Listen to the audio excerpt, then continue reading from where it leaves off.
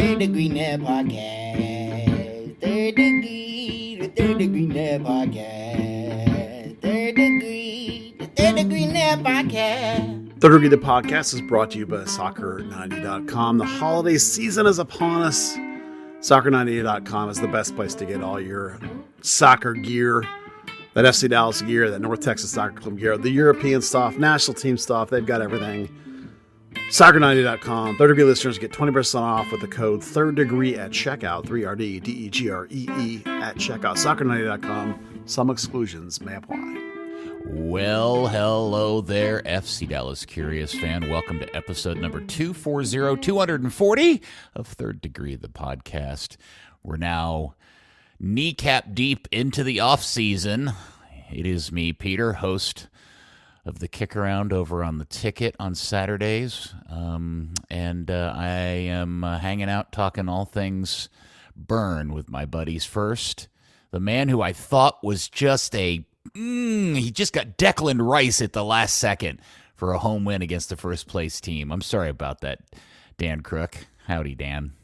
Yeah, it's all right. I only took a $140 million player for a team that's top of the table to celebrate like they just won the World Cup against little old Luton. I know that had to be very satisfying to see them freaking out over that win. No, it was fucking awful. Oh, sorry. Devastated. Oh, sorry. I was just trying to be positive about it, Dan. Yeah, it's all right. We'll just we'll bounce back against. Let me check.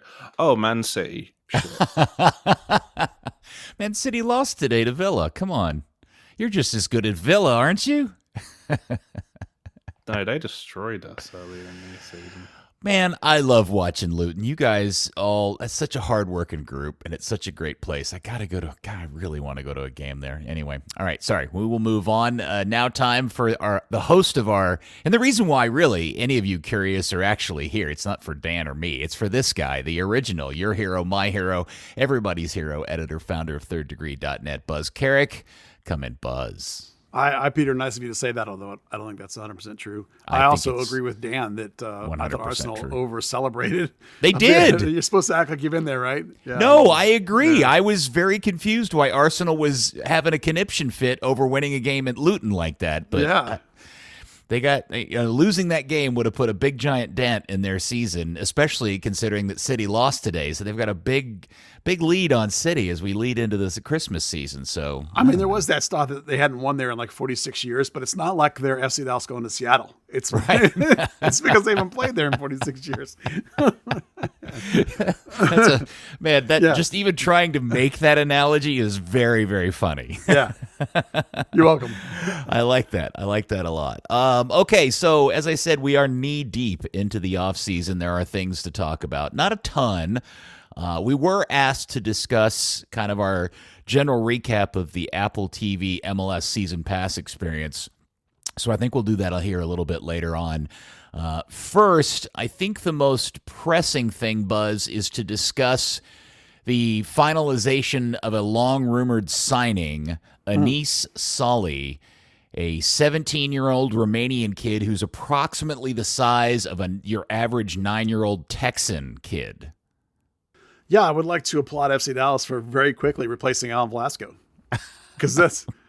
With miniature Alan Velasco? Yeah, I mean, that's not what happened. Look, this deal was reported by somebody back in September as being close to being done. It even had details of the price and the length of the contract. And you don't get that kind of report unless it actually is done. And they're just waiting for the window to happen. And that's effectively what has happened here. The historical part from my end was that Goldie TV wrote an article saying that it was a done deal and then deleted the article. But it was up long enough that it ended up in the Google feed the next morning. So we all got to chuckle and have a little fun trying to suss out whether this was a real thing happening or not. And sure enough, it is. So, there are not a lot of details from the FC Dallas side, but the initial reporting was, I believe, a $3 million deal buy to get him and a 4-year contract. Well, that lines up exactly with what is called the U22 initiative. And what's important to understand about that is that's a mechanic that the league implemented that is designed to incentivize teams buying as an investment. You're buying a young player with the idea that you're going to play him and develop him and then eventually sell him on. The other player that falls into this category for FC Dallas is Giovanni Jesus, who Giovanni, like you like to call him. Giovanni Jesus. Yeah. So immediately in the press conference, Coach Nico Estevez tapped the brakes a little bit on like, this is a young kid, be patient. Don't expect him to walk in. This is not the same as Alan Velasco, who was bought for $8 or $9 million or whatever it was. This is a player that's less than that, but it's still a player that you're paying money for because of what you think eventually you'll be able to sell him for. So I think it's a 4-year deal. Anyway, it's a buy to sell. I don't remember the deals right in front of me. I'll look it up as you ask, Dan, his opinion on this thing. Word on the street is that he's a wingish player with some vertical ability. The clips are all of him taking guys on with the ball at his feet. You're running at players. So not quite the false swing Velasco was, perhaps a little bit more like Kamungo of all people currently on the team, maybe a little bit more like Paul, and that he wants to run at people with a little bit of verticality. So we'll see how quickly he actually plays, fits in, gets minutes. This will be an interesting balance of Nico's aversion to playing young kids not named Alan Velasco and the Cubs' investment in a kid that they're going to want to see get on the field at some point eventually. I find there are a lot of aspects of this that I find interesting and probably controversially frustrating. The video that you talk about, I think the club reposted, I thought was weird because it was just repeated clips of him beating guys one-on-one, but I don't think I ever saw him score a goal in the clip. Yeah, it's a bit of a weird clip. He's played a certain number of times for Romania. He's played most recently for Romania's U19 team. I think, every single press release, story, article, team spokesman over and over and over again mentioned that he was named by, I believe it was The Guardian, as one of the best players in the 2006 class. Well, 2006 kids are still in the academy around here. So this is a young kid, still in high school age player, despite the fact that he's already been capped by his national team, has been playing in Europe, even though he's originally Canadian. He's Canadian and Romanian both. By the way, he does count as an international. Some people get confused by that. For MLS teams based in the United States, Canadians are foreign players unless they are a homegrown Canadian, which means like they came out of an academy and signed, which Liam Fraser is. So Liam Fraser confuses people because Liam Fraser is not an international, whereas this kid, even though he's Canadian, is an international in terms of roster status. So that's slight difference there in those two players. Stupid MLS. I know the rules are just ridiculous, but it doesn't matter when you're a team already over the internationals limit and the season hasn't come around yet. So yeah. All right, Dan, this is where I want you to jump in because I guess my question is, at some point, is it fair for a fan to be frustrated by the club making a big deal out of what appears to be an addition to the roster that is more about future business than actually making the actual team better? I think that's a tough one. You look at Mauro Diaz. Did his transfer make a difference in 2013? Fabian Castillo, did his transfer make a difference in 2011? No, but 2016, both of them made a huge difference. It's a 17-year-old, eyes on the future, eyes on making a profit. I just think it's hard to. I think the reaction would be much better towards this if this didn't happen right as we're waiting. Well, whereas we're 2 or 3 days away from MLS Cup after a pretty disappointing end to the season. If it was January, early February, it's you've got that optimism building, you've got the squad being worked on. On the face of it, it's an international for a European team. Young, has played not top level European football, but somebody who was valued enough to be recognized, like Buzz said, as one of the top 60 2006s by The Guardian. Someone who spent a year in the Barcelona system, and someone who, given the recency of foreign players crying homesick, someone who's Canadian, spent more than half her life in Canada and has lived in 3 different countries. That it is promising. It's not necessarily going to help come February, but it's a promising transfer that should have some end positive. Okay. And because I'm famous for being pessimistic about this stuff, and I always say I'm a callous because we've seen these things go nowhere before many times, not just with Dallas, but with a lot of MLS clubs, is the thing that I always get suspect about, and you guys tell me I'm just being an old curmudgeon if I am, is the fact that if this is a kid who comes out of, part of the Barcelona system and has been capped by his national team and the Haji Academy and all of these other really high-level pedigree items that sound really, really good, how do you end up in Frisco? Why isn't he at like a Portuguese club or a Spanish club or, you know what I'm saying? Like that's always the thing about these decisions that just make me put on the brakes for a second and go, well, how good is he? Well, when you see a good deal like this, and I think, being a U22 initiative, the design in that program is to take a risk and spend a little money on a guy. And outspend European clubs that may be interested? Is that essentially what's happening here? Yeah, I think so. I'll get around. I'm working my way around to that. I think, like, for example, if Fabian Castillo came into the league now, I think he would be this kind of guy where the club paid $800,000 for him, but his salary was only like $100,000. You remember he was a young DP for one season because of that $800,000 buy that they paid. Well, times have moved on, so that kind of guy is now a little more expensive. So the bottom line is that somebody convinced FC Dallas that this kid was special. And whether it's somebody they recommended or a scout they have on the ground, I mean, it's not like, it doesn't seem like likely to me that Zanotta's over there scouting Romanian leagues in person, right? Somebody they know really recommended this guy and they really like what they have on tape, because effectively what happened, you're right, Peter, is essentially they're just overpaying. They're taking a gamble and they're rolling the dice, and they had the best offer on the table. Or perhaps potentially this kid who grew up in Canada was pretty interested in coming back to the United States or Canada and was tired of living in Romania. You know what I mean? Like, I've never lived in Romania, but it doesn't strike me as totally out of line that a 17-year-old kid might be excited to come to the United States if he's from Canada, right? That's not an unreasonable thing to assume. Sure. So, it could be a confluence of that, but I think really in the end, that's all it is. It's like, the difference between this guy and the kid they signed in the academy from Barca USA, who technically he was signed by North Texas. He's 2 years younger, but FC Dallas has already traded for his homegrown rights. That's the same investment, except that one of them is an American and one's not. One of them was slightly more expensive and a little bit older. So, it was a mechanic that you had available that Dallas of late has been going after these 15, 16, or 17-year-old kids, not from their academy. North Texas signed a goalkeeper from, I think it was Gremio. The academy picked up a kid from Flamengo. Right? They've got these little feet. This is Zanotta's thing, right? This is what he does, is he finds these little projects, these little guys, and he tries to whip them together and then sells them on. Like, that was his rep, right? Was to buy young. Philippe, the goalkeeper, was one of these guys, remember? We thought he was going to make the Brazilian Olympic team, and he didn't because he got fat. So, they don't all work, but that's what this is. This is a flyer. This is an attempt. This is why you don't expect him to walk in. This is not a DP. He doesn't have to hit. Yeah. It's a gamble.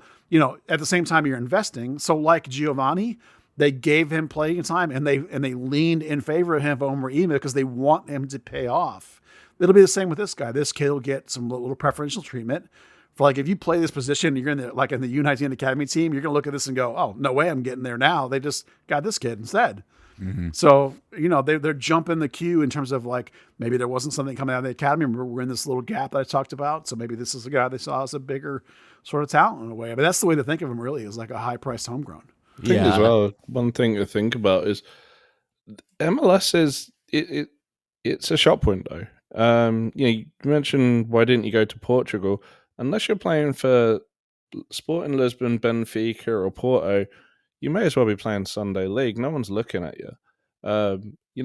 MLS is attracting eyes, whether it's through, the TV deal it has, or whether it's just because, you've seen Almiron, you've seen guys, you've seen young players. Sorry? Messi. Well, no, I'm talking about outgoing transfers. Oh, yeah. But yeah, you've got Chris Richards playing, getting another start today. You've got your Weston McKinney's. You've got people who've come out of the systems in America that it is a, high potential, low cost place like, Sweden was in the past, Portugal was in the 90s, Spain was in the early 2000s before they kind of got the national team going. And this is kind of just the US and Mexico is kind of getting its time where, you can get a decent caliber of talent for not a lot of outlay. And so if that's his chance to get in the shop window for a bigger opportunity down the line, that's more power to him. All right. I think that's fantastic perspective from both of you.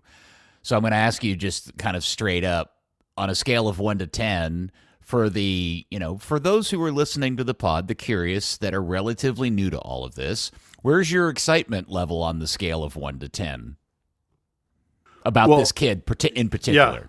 Yeah. In terms of 2024 roster impact, my excitement level is a 2. In terms of this is the kind of signing that I love, a young, interesting player that can actually maybe turn into something, I'm going to go more like a 7. So long-term 7, short-term, it's not going to matter too. I'll just go with a straight 6. It's, it's kind of middle of the road. It could go really well. It could just be nothing. It's hopefully not going to be as spectacular a failure as Jesus Jimenez. That's just really it. I don't really understand if people are getting too excited or too distraught about what's ultimately going to be someone that counts as $150,000 against FC Dallas's salary cap. I'll say one thing. Having watched Pablo Aranguiz, Mauro Diaz, even to a certain extent, Alan Velasco, if this kid's mentally tough is what I am going to care about over almost anything else. And that's where Dan said, he's lived in these other countries is a good sign. I really hope that he can come in here and just be like, yeah, let's go. Versus these guys that come in here and waffle and don't want to play and don't want to do this and don't want to that and we'll go home. Oh man, I'm so with you on that. And I do think a lot of this, you're at least from my perspective, it's a function of timing. If this had been an additional signing they made after some really nice DP decisions and actual replacements for the 24 season that are going to make this team better, I'd be super excited about this. But for this to be the first thing out of the box, it's this isn't helping us next year, guys. Yeah. and I also am a bit frustrated with this team's weird obsession with tiny players. I mean, the kid is 5'4", 125 pounds. Yeah. Yeah. And look, I don't like labeling MLS as a quote unquote physical league, but it is a physical league. And I whatever. You get my point. Yeah. This is definitely not remember last week we talked about this winter was, okay, do you have ambition or not? Well, this guy's really interesting. This is not the ambition signing. This is not we're going for it in 2024. This is a long-term investment. As you say, Peter, if this was after the moves to make you better, we'd be sweet bonus. Yeah. But because it came first, it's this is really what you're doing? Because this is not really going to help you. If it helps in 2024, I'll be astounded that a 17-year-old is going to help you. Even if he is going to be 18 at some point, for him to be that good would be remarkable. Even Alan Velasco, when he showed up at 18, didn't walk in and blow us all away. Well, the first shot did. But then after that, we were like, is that all there is? Come on, we got to do more than that, right?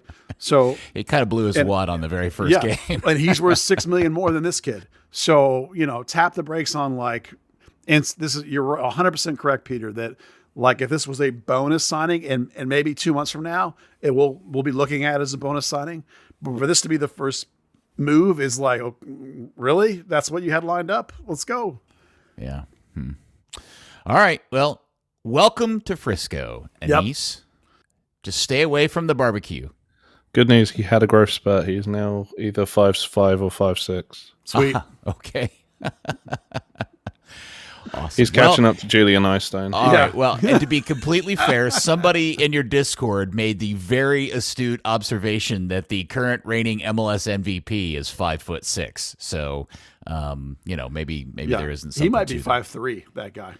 Who, Ened? No, the Acosta, the MVP. Oh, yeah, tiny little, but he's also not 125 Yeah. pounds. It is possible to be too small. Like you can be small and be bulldogged like David Ferreira was, Or Messi. like Messi is, or Acosta is. But you can be too small. I don't think 5'5" is too small like this kid is. If he's got enough, between the difference between 17 and 19 will be a lot of muscle and body mass just turning into more of an adult. So over the next 2 years, we'll see. Maybe he'll toughen up and be, more resilient and more spark pluggy. Again, we also want to reserve judgment until we actually see him in training and in games. But, it's definitely FC short at work again. All right. The other thing that came out was that since we last talked, all of the roster decisions have been made in terms of who's getting their option picked up, who was cut, who is remaining. And so I'll just run through real quick. Picked up, we were all very grateful that Ilara was picked up, Ian Frazier, Junka, Endele. The big one that was kind of a surprise to me was Siki and Zebeling was picked up. I didn't think we were doing that. I didn't either because, you're talking about international spot. We don't feel real optimistic he's getting a green card. He gone down to where he basically wasn't playing after he had some of those gaffes in the middle of the season. And he didn't play very well this year either. At times early on he did, but in the second half he really fell apart and he wasn't getting on the field. He's already 26. There was a little progression from season 1 to season 2, but there's been really not much since then. I'm like you, Peter. I was really surprised that they picked him up. Endele a little less so because at least he's still only in his second year. But I was caught off guard by Siki being saved. I don't understand that one. At some point, hopefully, coach will explain it to me. But it's a mystery to me. Dan, I don't know what you feel about him. No, I'm a little confused. I mean, I'm happy for him. Yeah, I don't know. That's a weird if he one. wasn't an international, I don't think we'd really care because he's a nice little low budget, low dollar salary, help bolster the roster guy that you can throw on late if you want to for some energy. But I mean, consider that the going price for an international spot is like, I don't know, 150, 200K in MLS funny money.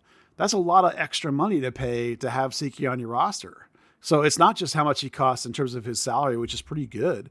If you throw an extra 200K on there, now you're talking about a $500,000 player. Is that a $500,000 player? No. And the other thing to mention, I think, Dan, you brought this up somewhere in the Discord, was the conversation that maybe potentially he's out trying to get his green card, which would resolve this issue. But you feel like that's not anything that's happening very quickly. So Zanotta did say in the press conference that 3 players are in the latter stages of getting a green card. If you think about the green card they're going for is the exceptional talent. The green one? The permanent resident status that they're going for is it's like exceptional talent for athletes. So you have to. That wasn't funny. It was hilarious. Go ahead, Dan. I'm listening. So there's like I think it's 7 categories you have to kind of satisfy a number of them. So it's exceptional achievements, high income, proving. It comes down to even stuff like how many verified articles are written about you and stuff. I just don't see enough of the categories being met where you can rationalize someone like King Yon, someone who had made 800 grand, so he was halfway to the investment category in general, who had played at decent clubs in South America, had played for Argentina, a top tier nations, under 17s, had won the Copa Libertadores, so had that kind of those big achievements, kind of satisfies those sort of criteria. And someone who for a good period of time was starting for FC Dallas. Compare that to Siki, no major club honours, played an under-20 game for South Africa. That's not a tier 4-ish nation, making 80 or 150 grand, whatever it was. Just doesn't really satisfy anything that says, oh yeah, exceptional talent is doing a job that an American player can't do, which is ultimately the purpose of it. Well, it's weird to me. I don't get it, but maybe they also. I was thinking maybe they saved him to trade him for something, but why would anybody trade for that? I don't know. Yeah. In terms of decline, Colin Smith, Mr. Martinez was shipped off back to Spain. Facu Quignon was on this list, which also is weird to me, only in the fact that they had mentioned that. I mean, I just think this all relates back to the mystery of the timing of him going to get his green card. Yeah. And the fact that he's acquired it right in the middle of them trying to make the playoffs and then play in the playoffs. He kind of evaporated from the squad. And then there's three other ones we'll talk about in a second. Anything in particular insight about Quignon that you or the other guys that were declined? Well, I thought there was a good chance that Facundo might have, they might have tried to negotiate to bring him back at a smaller number. And it's possible that they asked him about that. He basically was like, F off, I got my green card. As you say, him leaving when he did might have put a sour taste in their mouth. On play alone, I'm not surprised. Based on his number, I'm not surprised. Could you have? I think if Liam Frazier hadn't worked out, we might be having a different conversation. But Liam Frazier worked out in the sense that he played just as well as Facundo down the stretch, and he's domestic, and cheap, and is mentally tough. Half the cost. Yeah, way less than half the cost. That's true. Yeah. The other person I want to talk about in that group is actually Colin Smith, because I thought Colin Smith had a phenomenal season at Birmingham. I really thought that they would keep him over Endeley, especially because Colin Smith's an academy homegrown. Get that roster protection. I have not seen. I'm not anti-Endeley, but I have not seen anywhere near the progression. I think Colin Smith's more ready. You remember that when Colin Smith was called back here and actually started a game or two at right back, whereas Endeley, we only saw him shift back there like when he had subbed in somewhere else, and he would shift back there late in the game, maybe plays more of a wing back. He does bring a little bit more versatility as a high wing, but Colin Smith played wing in the academy too, so. I don't really understand that one. I kind of really thought Smith would get kept and Endeley would not. The reason you kept one of them at all is because of Giovanni Jesus being out for half the year. Otherwise, I don't think they would have kept either one of them. But in the end, Endeley gets the spot. Okay, I want to go through the three last ones individually, and these are three people that are still, quote-unquote, being talked to. Their deals were declined, but the club is figuring out a better deal that maybe suits the club better. The first one's Korsha. Am I saying his last name right? We saw so little, man. I never remember. So close enough. Yeah, and this is the local kid that was playing somewhere in Eastern Europe. They brought back, and never really did anything. It was always such a weird signing to me. It was like, well, just take a blind shot at this and see if it goes anywhere. So I'm assuming they're just going to try to re-sign him on even less money. Well, I think that when they say talking to, I think they've just at least made contact with their agent, because all three of these guys were in fact declined. And I have an assumption about why each of them fell into this category. And with Corsa, I think it's just you actually need to add two center backs to this team. One of them needs to be big, and the other can be a little bit more of a project player. So I kind of feel like you actually might even need to add three, depending on where you think Nolan Norris plays. So I kind of feel like with him, they were just like, hey, we kind of like you a little bit. We don't have much to offer. If we get to February and we still need a center back, we'll call you. I kind of feel like that's what it is with him. It's sort of just giving him a heads up that, like if you don't find another place, we might circle back to you in a couple months. Keep your options open. Keep your phone turned on. Kind of what I feel like with him. All right. And then Jimmy Maurer was also declined, which leads me to ask the question, does that mean that one of the kids are likely to take that second roster spot as a goalkeeper? Yeah, that means Antonio Carrera is ready to be number 2. Really? Wow. Well, I think so. Because if it's just like, hey, Jimmy, thanks, you're just a little too old, and we're going to go get another journeyman keeper, that feels weird to me. Because, at that point, you would just say, hey, Jimmy, just come back for a tiny bit less, and you'll be fine. So I think it's ready for Antonio number 2. I do think part of this probably is, and this is just conjecture on my part, I'm not reporting anything, is that I think they're going to go after Eyestone. And so they needed a homegrown spot. They need that third spot for Eyestone, technically on the books. So you tell Maurer, hey, look, we love you. We want you to coach. And by the way, he's out at MLS Next Fest working for the league or the team or whatever as part of their evaluation process of that tournament. I think he's actually working for the league technically. So, he's still around. Okay, Jimmy, we're going to go after the 18-year-old kid. If we don't get him, maybe we'll circle back and you can be our third guy. If you'll work on this kind of number, maybe we'll make you an academy coach part-time, sort of have that relationship going, because he is a guy I think they would like to retain as an academy coach. I think, I hope he wants to be a coach. He went and got his coaching license, but that's maybe more about his kids than it is like he wants to be in the academy. Last time I asked him, he said he was thinking about it. So a guy you want to be involved in your organization and maybe just aren't sure how it's going to work yet. So that's kind of how I feel like where he is on the we're still talking level. Okay. And, Antonio Carrera, are you thinking he is ready to be the number 2? Or is that also a salary, hey, we can kind of cut a good chunk of dough?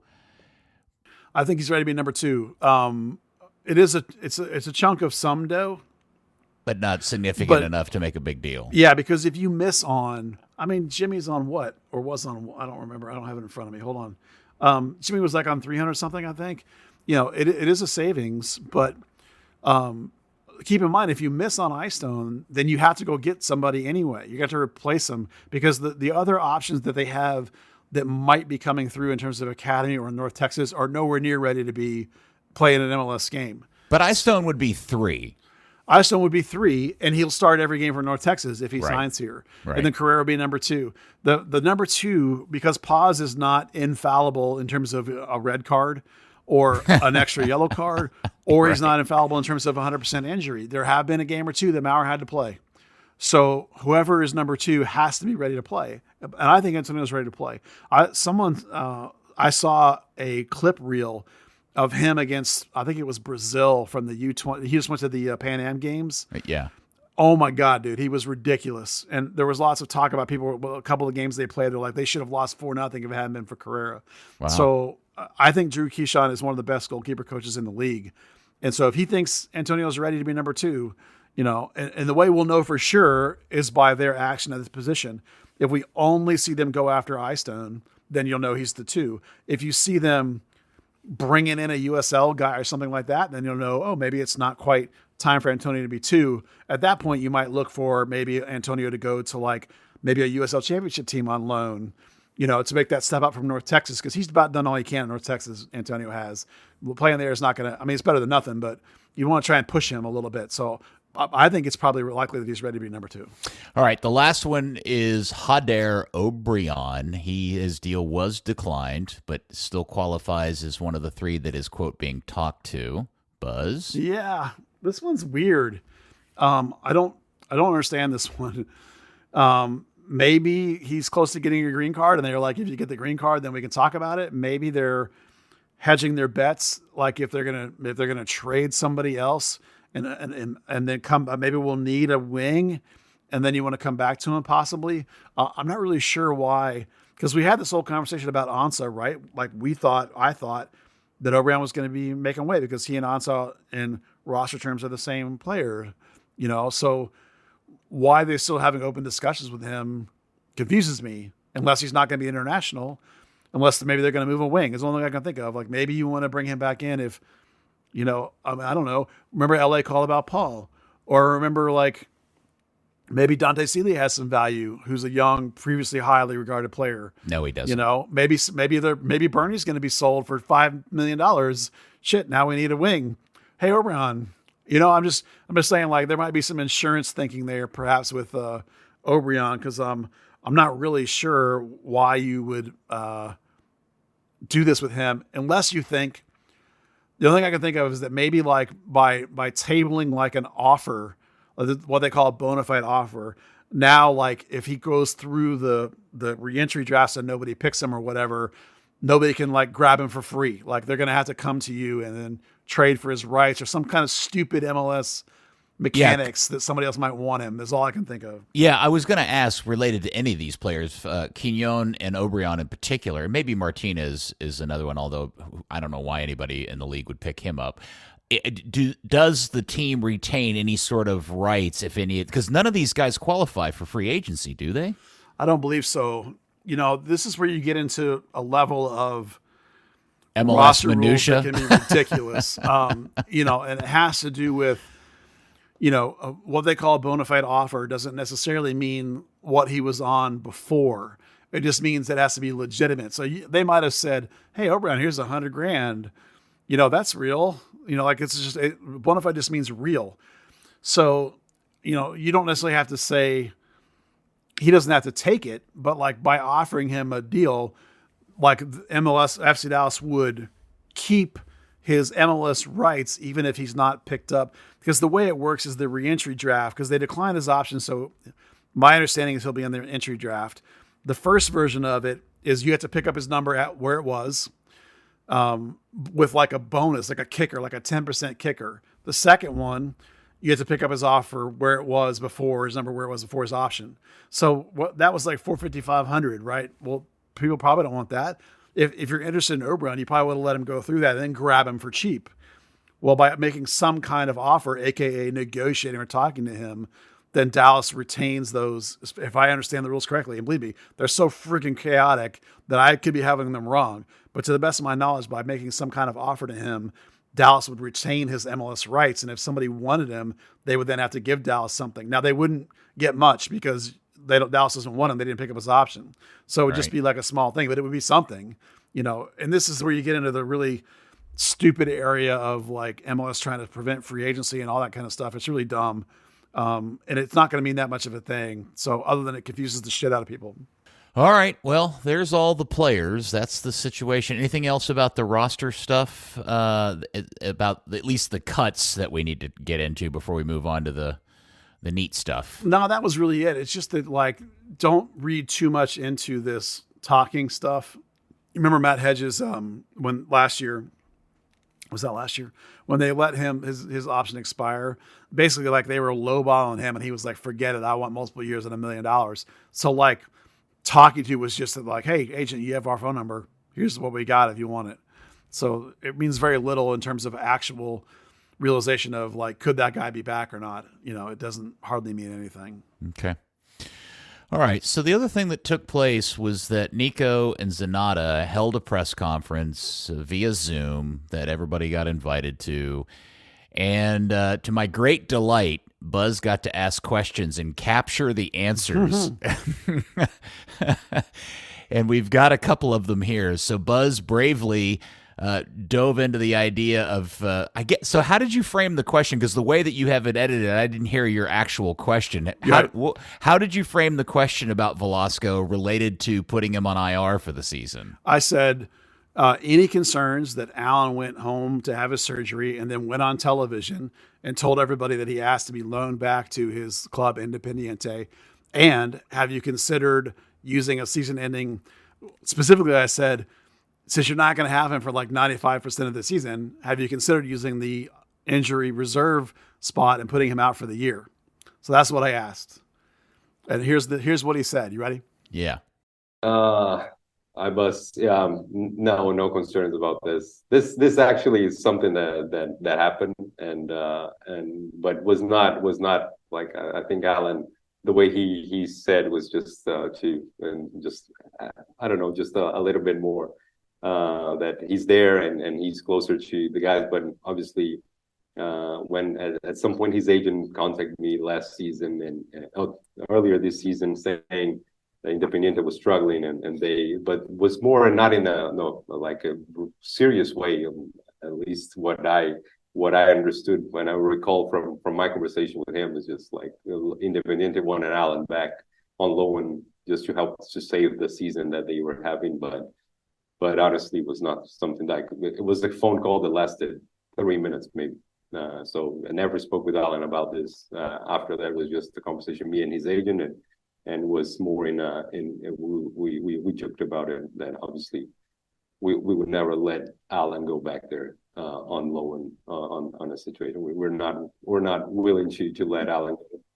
And I'm not sure about what you said about 95% of missing next season. We really believe he has. He's progressing really well so far. Obviously, very early after his injury, after his surgery, and we've seen players coming back sooner than expected, and we're hoping Alan can help us in at least a good part of the season. So for now, our idea is not to. We still have time to make that decision, but our idea is not to place Alan in the season-ending injury list. And because we firmly believe, and obviously every month, every week, we're getting information. We're knowing how he's progressing, and we'll know more closer to the beginning of the season where we are with him. But the idea is not to place him, and the idea is to have him playing with us later in the season. Obviously, we hope that the earlier possible. Obviously, I could have tightened that up some. So the thing about, he's like, I don't know where you got the 95%. Well, Andre, experience, because this injury is 9 to 12 months out, but let's say it's 9. That's through July. That means he can return to training in August, and your season goes August, September, and then it's over. So it's like, how many guys walk onto the field effective after a blown ACL when, like, the minute they're cleared? They don't. They take months to get back to their full form, sometimes even a whole year to get back to their full form. So technically, yes, it won't be 95%, but like, what value will he have past that? And in terms of roster building and the way this league works, if you have a DP that sucks or that is not doing anything, aka Paul Ariel last year, team's not very good. So that's why I brought it up. And obviously he very clearly blew off the whole idea that, they didn't give a crap about the wanted to be loaned back thing, which I think is a sign of a greater problem with this kid. And B, they're willing to basically blow a DP for the year because they're not, maybe we'll get him back for like a month at the end of the season when he'll be terrible. So that's, what basically all that said. Well, I should have cut it down more. Well, no, I think it's interesting to hear him kind of scramble because he clearly wasn't prepared to answer this question. And at least the question about the IR part, because maybe they're not aware that you had made this recommendation.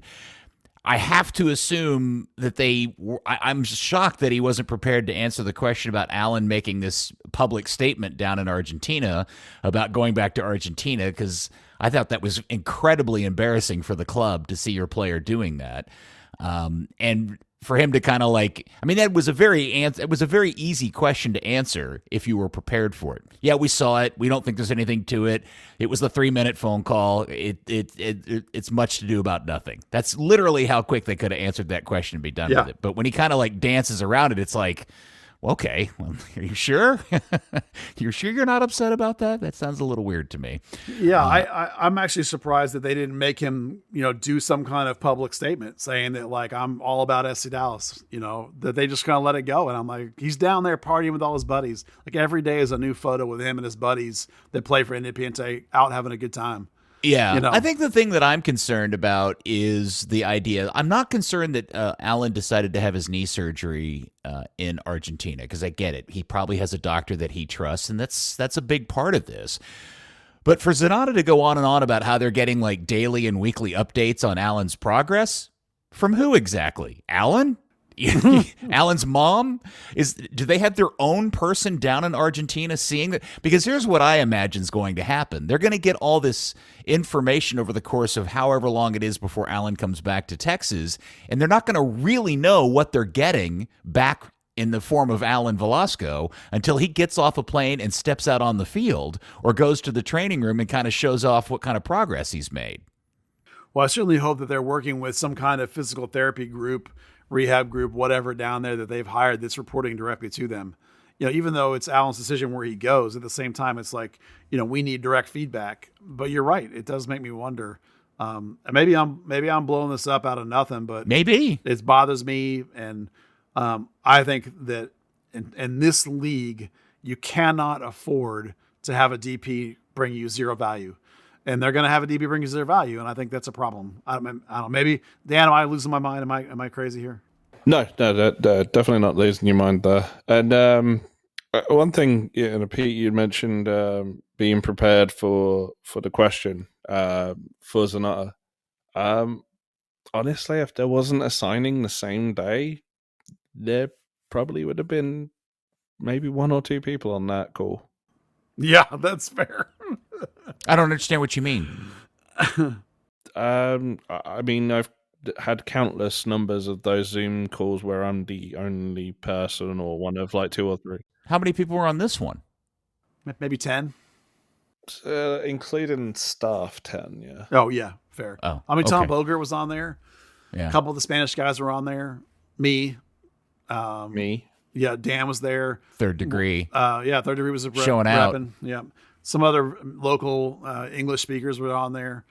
Well, I guess I guess the thing about the injury deal, which is I hope they have somebody under their employment watching this, because what I'm hearing is they're essentially making a decision to just use a DP as is on the hope that when he gets back from Argentina, all signs are good and that he's made significant progress based on somebody's word that he's doing really well. And I don't know who that person is. I don't know how that works.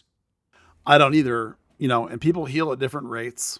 I don't exactly think of Alan Velasco as like the greatest ass busting rehabber of all time. I don't have him in that conversation in my head, based on what I've witnessed. He's not a rapid, like, gets back faster than you like guy. So I know they say that when they like the progress and all that stuff, but that's putting a pretty optimistic spin on it, and you got a lot of money in this kid, and I'm sure they're more worried about the long term, but it's like, don't forget that you have a season to play. You got to have a $1 million contract and a gigantic DP slot going to nothing. Well, this will all also relate back to the other news we got about the league, which is the fourth DP thing that we can talk about here in a little bit.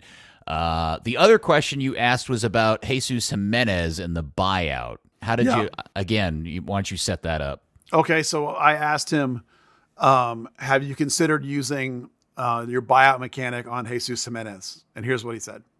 This is something we'll discuss. Jesus has 1 more year, guaranteed year contract with us. We use this year, yes, on Franco Jara, and not Jesus Jimenez or any other player. If we feel we need to use the buyout option for any player, that's part of the league rules, and that's something we can do.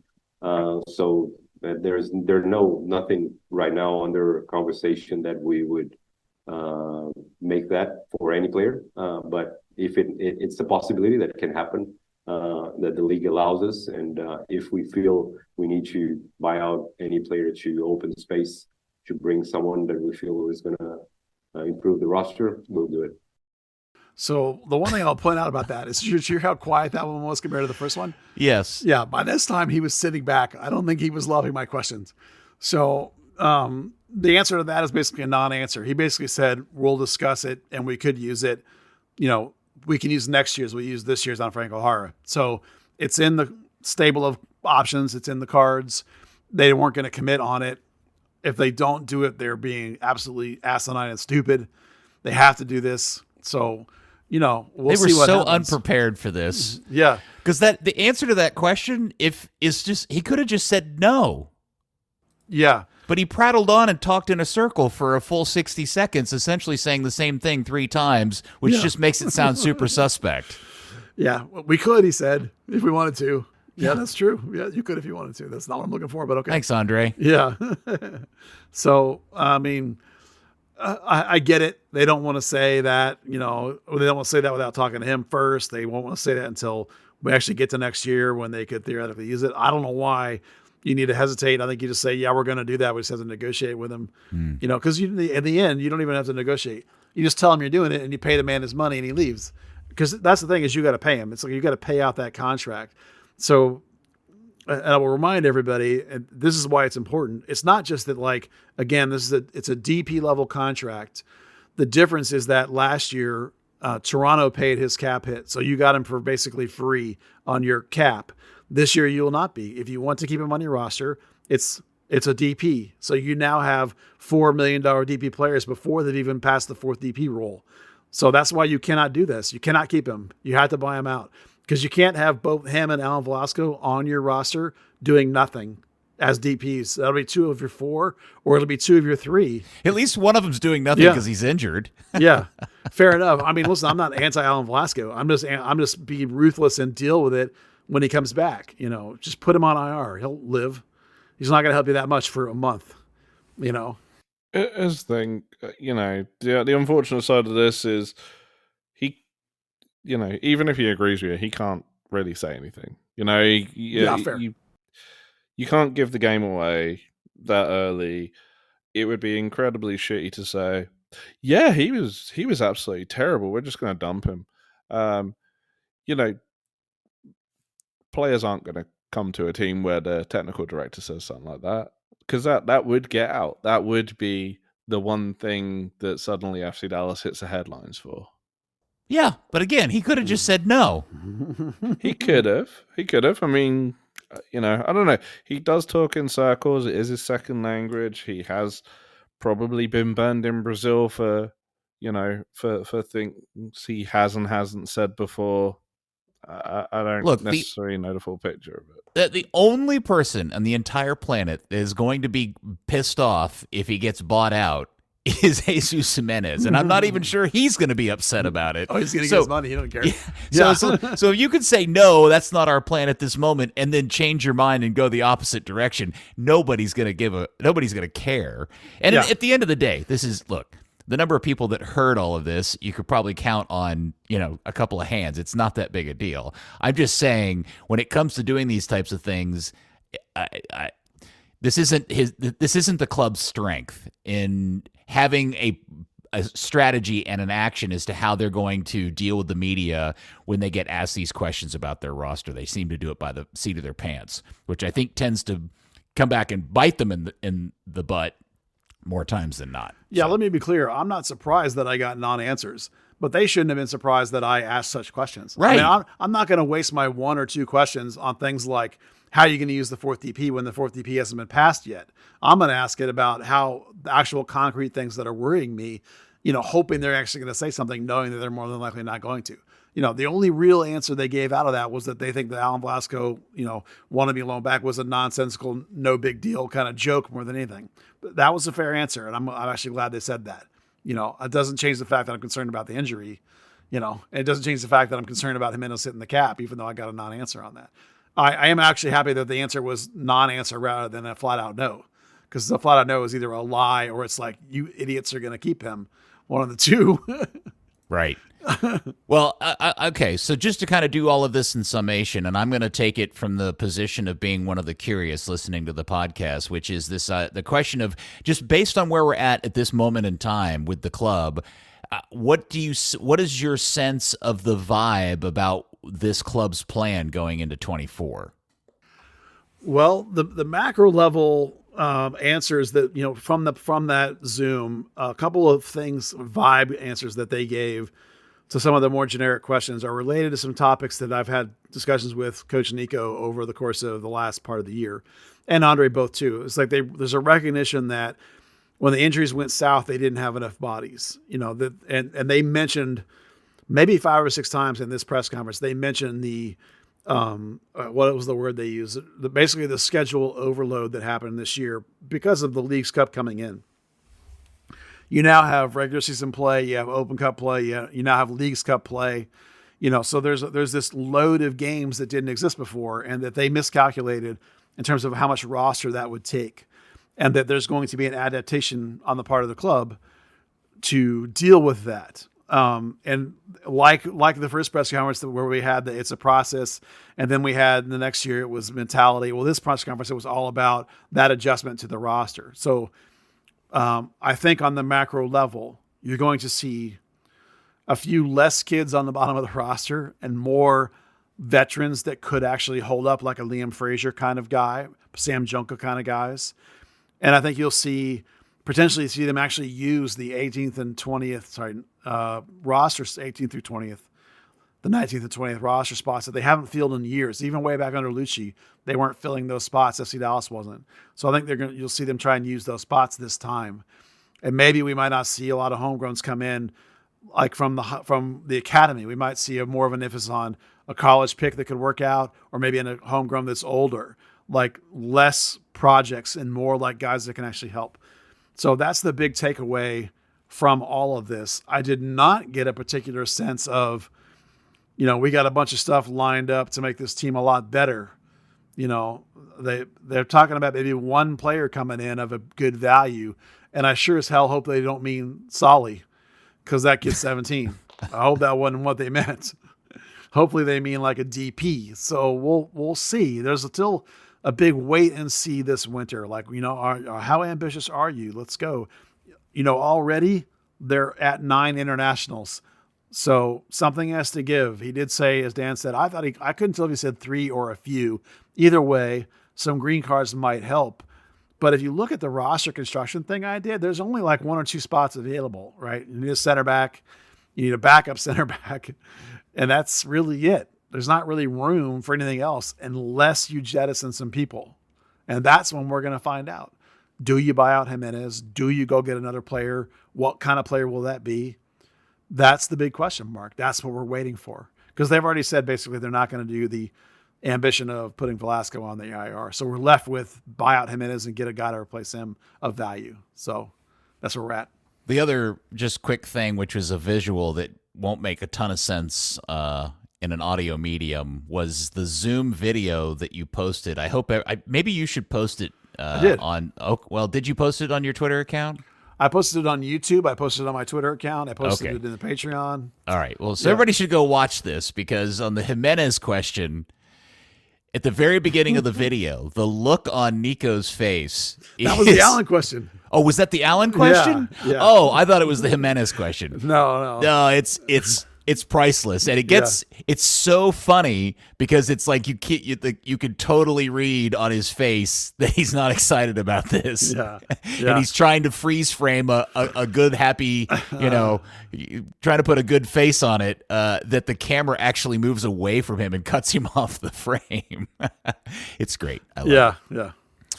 Good stuff. All right. Well, there we are, updated on roster stuff. Now, one of the questions that came up in the Discord that I mentioned earlier that I thought we could spend at least a couple of minutes on before we end the podcast is somebody asked us in the Discord to kind of give our general review on MLS Season Pass debriefing after its debut season. And I thought we'd kind of talk through that. And I don't know how to do this. Dan, do you have any kind of overview or thoughts about the product or the service that you'd like to put out there? It did its job. I think early in the season they really expected too much from the clubs individually to produce additional content for the platform. That's really it. If you had to give it a letter grade overall, what would you give it? B. Okay. I don't mean to keep banging on you. Do you think it was priced correctly? Based on what you know by the end of the season, now that you've had an entire season of it, is the $100 or the $69 or whatever for somebody who actually had to pay for it, not through season ticket? Do you think that's a fair price or correct price? Based on the price of, other leagues and things that I've had to pay, whether it's MLS or the Football League, yeah, totally fair. Okay. Buzz, you work in the industry. What are your thoughts about the whole thing? Well, I think the camera quality is really, really good. Way better than what we've had before, even here. I think the graphics package is phenomenal. The misinformation or incorrect information is way, way, way too high. What do you mean by that? Well, whether it be a difference between the lineup they show between the pregame show and the actual game broadcast, where one graphic is done from a studio show with like Weeby and those guys, and another graphic is done like by out of the truck. Sometimes there's a difference in those two graphics. The accuracy in that graphic being correct for what they're going to play and the players in the right position was only about 80%. Things like showing a warm-up shot of Bernard Kamungo and having it say Nkosa Tafari on the graphic, and they're talking about Nkosa Tafari and it's a shot of Bernard Kamungo. That specific one, I messaged Weeby and he messaged me back and he was tearing his hair out. He couldn't believe it. He was so angry. But you messaged who? Weeby. Oh, Weeby. Oh, okay. Yeah. It's not, it happens, there's a disconnect there when you hire people that don't know the game. They don't know the team. They don't know the team they're covering. I get that if you're doing a broader league perspective, there might be hundreds and hundreds and hundreds of players, but your local guys should be able to give you the guy you asked for. I mean, the dude's literally wearing a jersey with a number on it. It's not that hard. let alone if you just know what the guys look like, but you can read the number if nothing else. So that kind of thing bothers me. The thing, there's a level of not good enough in that would be intolerable at other large major NFL, for example, or NBA product. There's too many times the talent on the game would be a former guy who did the team that you're playing. Sometimes sometimes it's Mark who's doing the Mavericks and then also doing FC Dallas when he can. So he knows FC Dallas, and Mark's a pro, and so he does his very best with the other team. But other guys aren't as balanced as Mark and professional as Mark. So you would get these games where the two talents know almost nothing about FC Dallas, and they spend the whole game talking about the other team. And you're like, boys, Dallas is winning 3-1, and they're still talking about the other team. They don't know what to say about the other team. Or they'll talk about a player the player does this or that and the other. And you're like, no, he doesn't. Who did you talk to? So they have some talent problems they need to iron out. But generally speaking, I think it's overall a really excellent product. So my complaints are real, but I think overall, I think it's significantly better than what we had before. I think it's great that you can find the games very easily. I think, if you have the package, I think it's great that they have a structure of when the games are on, so when the games are on all the time. I don't buy this that means our game has to start at a funny time locally. I don't care. National broadcast, man. I love the fact that, like the NFL, the game's here at noon and 3, and then the night game at 7:30. It's like those structures. I do think that they could benefit from a afternoon game so that you had this, on that Saturday. So you had more of a for those of us that want to have soccer all day, that we come off of the Euro games, there's a gap. I want to jump right to MLS or whatever, but that might benefit a little bit. But other than that, I think I'm 95% good on the whole thing. I think it's a pretty solid product for the most part, especially for season 1. Your letter grade? B+. Okay. B+. And do you think the pricing was correct? Yeah, I think so. I mean, I'm a guy that got it for free because I have season tickets, so I'm not. It's hard for me to really qualify. Would you have paid? Well, I guess that's not. I can't ask you that question because obviously you would have paid for it if you had to. Yeah, I would have because I do what I do, but I would have Right. gotten one from probably as a media person anyway, even if I hadn't had one already from a season ticket. So Yeah. I think it's a fantastic value if you're a season ticket holder, getting that for as a free add-on. I hope they keep that going because that's really nice. Yeah. It'd be hard to take that away, after they've given it to you. Otherwise, even if I didn't have a season ticket, I would have bought it. So, but I'm an MLS glutton, so it's hard for me to really, say what the average fan might think about it, Interesting. I just think, from my point of view, my thoughts about it are more holistic in terms of its impact on the league nationally. I heard a lot of people saying that they felt like the league evaporated from kind of the national scene this year, and because it was all hidden in this sandbox of Apple TV.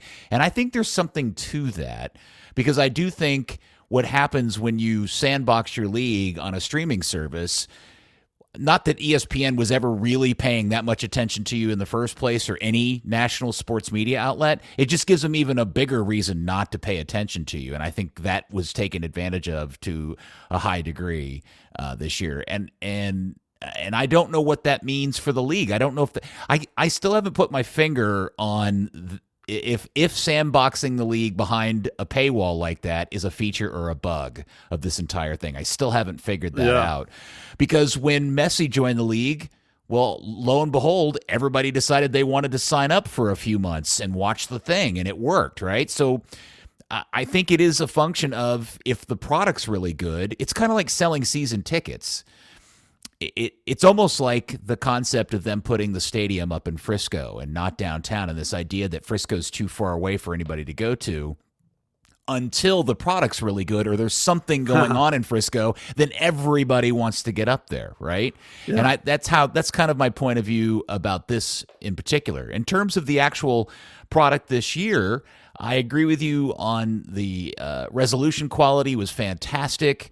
All of the little bits and pieces. The thing that drove me nuts more than anything else, Buzz and Dan, was the studio stuff. I was really disappointed in the quality of the studio stuff. I felt like everybody involved from the talent point of view very clearly, and again, I come from a background of talent management and producing talent, and the vibe I constantly got every time I turned that thing on is that everybody involved was far more concerned about how they looked on TV than making sure that they sounded like they knew what they were talking about. Yeah, I know what you mean.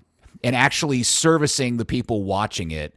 That really drove me nuts repeatedly. Like, I stopped watching all that stuff because it just became so distracting, and not actually good.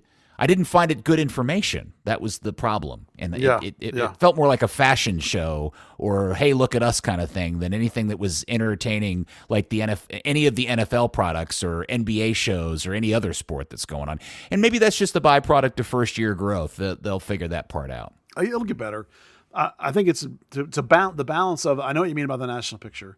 The balance with that is the current death of the regional sports network that we're seeing. Yes. Dallas couldn't get one of those deals in the first place, so they were only getting on local TV with a very small reach. Greater penetration in the market, but a very small reach outside of that. To the idea that, like, now Dallas's games are going to the whole country all the time versus they were only going to the local market all the time. So for a local club like Dallas, were they actually going to get money from this when they really were never getting any money before? They were almost always doing buys. It's astronomically better for a couple of like Dallas. For the league, it's, you traded maybe some national exposure for worldwide exposure because, Messi, perfect timing of that thing and being able to sell this thing now around the whole gigantic worldwide. I would love to see numbers of like what they made up internationally compared to what they made up domestically. I'd love to see those numbers. I do think that keeping a game now and then on Fox was really, really important, and they really need to keep doing that. The more they can, the better, in fact. But, overall, it's like it's going to take a couple of years to shake out in terms of those macro level ideas, before we really know what the impact is. Yeah, and I'm also interested in seeing how this thing progresses as they build out their infrastructure. Because what most people probably don't remember or ever knew in the first place is that part of this Apple deal is that MLS was supposed to build their entire own broadcasting tech stack and facility and everything. And because the deal got done so late before the season, they had to go out and hire somebody to do all of that for them. So I'm assuming they're still in the process of building out their facility and getting all the equipment and hiring all the people. And I'm assuming everything will get better as they get all that done. But I'd be shocked if it's done in time for the 24 season. Yeah, I would almost guarantee you that it won't be next season. As far as I understand, they're still working on all that. So what they're doing right now, what they'll probably continue to do, is that the games are produced on site out of a truck. Producer, director, graphics are added. Talent sometimes is on site, but often is not. Often they'll be, in a different location than the actual game is happening, and they're just adding in talent. But I don't know the percentage of that, and I don't know how often it is. I can usually tell when they're not if I pay really close attention. So I know it's not 100%. But I imagine that next season we'll see the same basic progress, and I would bet you for 2025 they'll actually have that facility ready, and then you'll see a change. You'll see a change in that pre and halftime. You'll see a change in what it looks like from site. They'll just be sending camera feeds back. I know they've done that some because I've been on site when they've been sending camera feeds back only and not producing a game.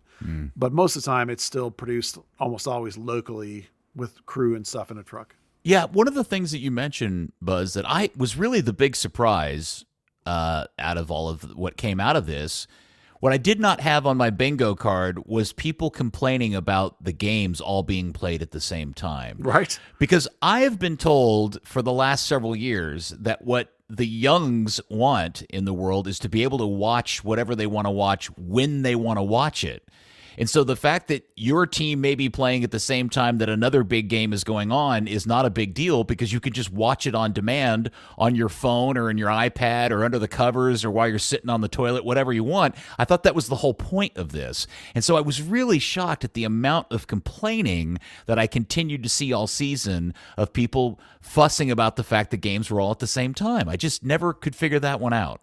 Yeah, that's something I've actually complained about the other way for years, since like the beginning of the league. I've always told them, man, your games are always at different times. And then the team would always be like, oh, no, they're always at the same time. I was like, no, dude, the NFL is always at the same time. Noon, Right. 3, night game. You know when it is, period. The Cowboys may vary in that, but there's a game on at those times. And that's not like that in MLS. In MLS, it'd be all over the place. Everybody starts local on whatever time that they want to have their game start local. So the games were all over the place in terms of when they would be on. And even FC Dallas, it'd be like, you got the noon Sunday game, you got the 2 Sunday game, then there's a Saturday at 4, then there's a 7, then there's an 8:30. And it's like, dude, you're all over the place. Nobody knows when your games are on. It's ridiculous. Well, the other thing that I wanted to mention, because it was the one feature element I was most suspect of actually working, was the feature of being able to listen to the home team's radio audio. Man, that is a great, fantastic feature that I thought I was so delighted to see that actually technically worked. The amount of delay that ever happened with that was generally not there. Sometimes if there was a little bit of delay, it was very slight and not a problem. My review of it is that the quality of that varied from team to team. Dallas's in particular got better as they figured some things out technically as the season went on, crowd noise and sideline reporters and things like that. But it's one of the best features is that you can pick that instead of the national people that they decided to glue to the game. I will confess that I never listened to the local radio guys. Really? Yeah. Well, oh, because you probably didn't watch many of the games live anyway, and so once you had to watch it on demand, it was not available to you. You had to watch the game live to get the home audio. Even live, I watched the national broadcast because I'm actually very interested in hearing what other people think about FC Dallas. Like what other commentators and what outside broadcasters, what the perception of the team is. I know what Steve Davis thinks of the team. Steve Davis is a very, very smart man. He and I talk about the team all the time. I know what he thinks about the team. Yeah. I don't need to hear, I love Steve. I don't need to hear what Steve thinks about FC Dallas. I'm interested in hearing what Max Bretos and apologies to Mr. Davis if he's listening to this episode. Steve, I love you. You know my boy, but I don't need to hear, I'd rather hear Dunny talk about FC Dallas or Taylor Twellman, who I think sometimes is not necessarily the peak of the creme de la creme, but nonetheless, I want to hear what he thinks about FC Dallas because I can be fascinated sometimes with perspective, right? And how people will talk about FC Dallas without knowing anything about FC Dallas. I'll listen to people talk about where Alan Velasco has been playing. And I'll be like, dude, you haven't watched a single game, have you? It's like he played that way one game. And then he would play back the other place like 5 straight games. And now this is the first game back in that position. And they'll be like, oh, he's been playing here since No, he hasn't. It's like, often tell me you don't know a lot about FC Dallas without telling me I know a lot about FC Dallas. And that's usually how it is when they'll describe a player. And sometimes you learn something new. Sometimes you learn a perspective you didn't see. Sometimes you're like, man, you don't know anything about this team. So that's all part of it. For me, that's part of my enjoyment of the game is listening to people that don't know the team talk about the team. Dan, did you listen to the local broadcast? Yeah, because I was generally at the stadium. Oh, yeah. Okay. Fair play. Yeah. I generally listen to the local broadcast. The only times I didn't listen was because there was something going on with the audio and it just was too distracting from the game. But they got a lot of that stuff worked out. And I will say that everyone that's in the Patreon or the Discord that listens to a great many of them are all in on the local broadcast all the time, and they absolutely love it. They think it's the best thing ever. And I think it's a really amazing feature. It's a phenomenal feature, even if I don't take care of it myself. You know what that is, though, Buzz? I think that's a byproduct of the fact that everybody's used to hearing a local broadcast for the games and having a national unrelated crew calling the game was foreign this year. It seemed weird. Yeah, fair. So plus we're blessed with the fact that Steve's really, really good and Owen's really, really good. So there you go. All right.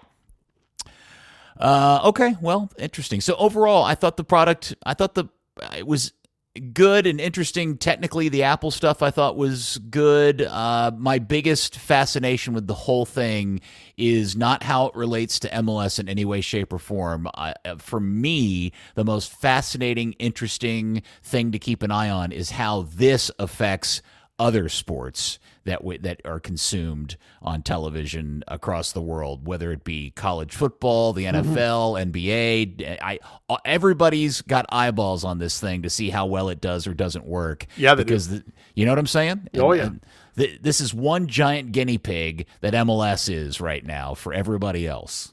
Yeah, there's no question.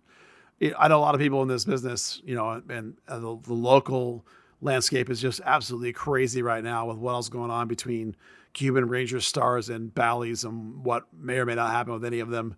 This is not the place to recap all that stuff, but it's crazy. I guarantee you that every league people have asked them about Apple. Apple's been bidding on products, trying to get people to come on board to do it this exact same way. They're trying to get into things worldwide, just like this in other locations. This is just their first guinea pig. It's just the first one.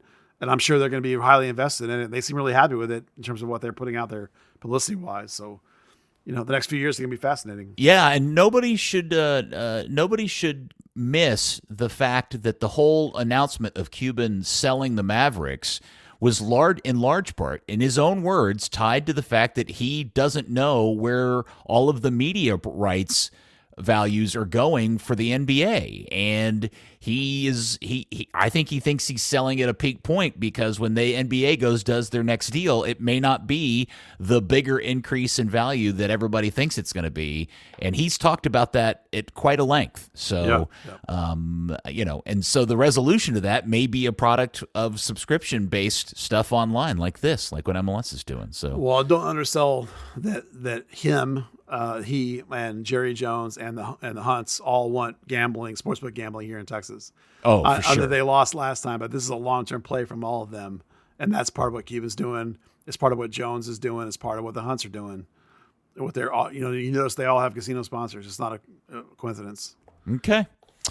All right. Well, I think we've done a service tonight, boys. Yeah, that was a solid run. That was over an hour. Somehow we managed to prattle on about this stuff way longer than we probably should. Yeah, for sure. I don't know what we're going to talk about next week. Maybe something else will pop up and we can poke fun at it for for an hour. Well, the draft's going to be around the corner. They got, I know you don't care. Something to talk about. Me. Oh, did you say draft? MLS draft? Well, yeah. Way to get everybody to tune in, Peter. Nice job selling that. Good job. Cross-promoing next week's podcast.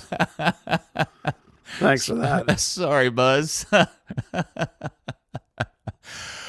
Yay. All right. MLS draft. Let's go. Well, between now and then we have the free agency day. We have the reentry draft. We have, all these MLS shenanigans. Stuff's going to be happening. When are we going to start talking about what the kit's going to look like next year? We talk about it all the time, but it probably will learn something in January, I'm sure. Dan, what are you hearing? You're the kit guy on this thing. The kit itself, not a lot. I can tell you the goalkeeper top. I can tell you the training gear, but not the kit. I think we're falling short on our sources these days. They're just really doing a good job of not letting any of that leak. There used to be leaks galore, and now they threaten to fire everybody if it leaks. So, I mean, not really, but you know what I mean. So maybe they'll do some teasers. I mean, Dan could probably tell you what the template is. So if they give us some fabric teasers, we'll throw some stuff together and see where it goes. So. Third Degree, the podcast, is brought to you by Soccer90.com. The holiday season is here. Make sure and get all the gifts you could possibly get for your family, friends, FC Dallas gear, North Texas gear. They got the European stuff, the national team stuff. They got it all. That's Soccer90.com. Code Third Degree at checkout. 20% off. Soccer90.com. Some exclusions may apply. All right. Well, there it is for episode 240. Dan, thank you very much, sir. Always good to talk to you. Likewise. And Buzz, you're awesome, sir. Thanks, man. Be sure and be here next week for the absolutely riveting draft talk, which I know will fascinate everybody. It'll be the best pot of the year. Yahooty! Yeah, thanks, man. And thank you, FC Dallas Curious fan. We will speak to you next week on an incredibly riveting episode of Third Degree, the podcast. How do we fit in a whole month of draft talk? Who knows? Find out next week. Third Degree, the Third Degree Net Podcast. Third Degree, the Third Degree Net Podcast. Third Degree, the Third Degree Net Podcast. Third Degree, the Third Degree Net Podcast.